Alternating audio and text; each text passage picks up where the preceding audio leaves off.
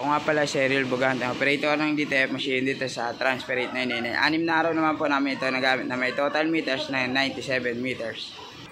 Ito naman po aming printed red area. Ito naman po aming copying na may 90% good condition pa po.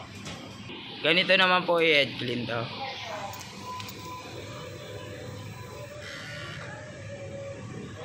After head clean, punasan ng wiper. Ito naman po ang nozzle check ng DTF po namin. Ito po yung white, ito naman po yung color. Ito naman po ang ink system po namin. Tama lang po ang level. Ito naman po aming damper. Ito naman po aming waste tank area. Nilinis po kahapon. Ito naman po aming ABR.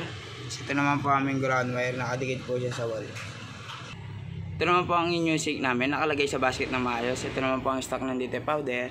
Ito naman po ang DTF ink. Ito naman po ang DTF parol namin. Ito naman po ang consumable po namin. Ito naman po ang DTF film, isa po ang nagamit. White, isa rin po. DTF powder, isa rin po. Ito naman po ang DTF output po namin. Ito naman po ang daily printer daily checklist po namin. Updated naman po siya. Thank you.